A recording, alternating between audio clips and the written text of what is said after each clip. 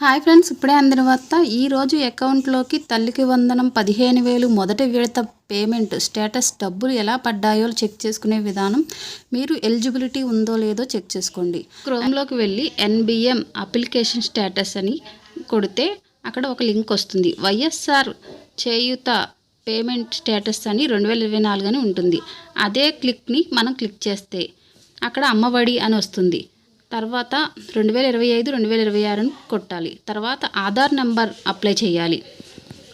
మన ఆధార్ నెంబర్ని అక్కడ కొట్టిన తర్వాత ఇక్కడ 21, 23, 69 కోడ్ ఇచ్చారు కదండి, అది ఎంటర్ క్యాప్చ్ అని చెప్పి ఎంటర్ చేయాలి. గెట్ OTP అని అప్లై చేయాలి.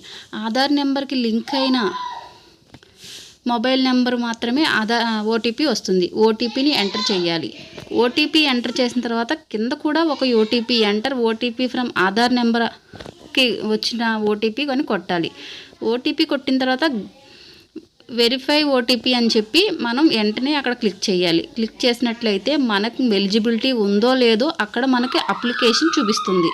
అది ఎలా అంటే మన ఊరు పేరు, మన మండలం పేరు, మనం ఈస్ట్ గోదావరి, మన పేరు కూడా చూపిస్తుంది. చూడండి, నేను చూపిస్తున్నట్లుగా అలా మీరు చూస్తే కనుక మన పేరు, అదిగోండి నా పేరు వస్తుంది చూడండి, నా పేరు అలా పేరు చూపిస్తుంది. వాళ్ళు ఎలిజిబిలిటీ అయినట్టే. మీరు కంగారు పడాల్సిన అవసరం లేదు. మీకు డబ్బులు వస్తాయి ఖచ్చితంగా. డబ్బులు పడిన వారు ఎవరైనా ఉంటే టెన్షన్ పడవసరం లేదు. వచ్చే నెలలో 5 లోపు మళ్ళీ రెండవ విడత వేస్తున్నట్లు సమాచారం.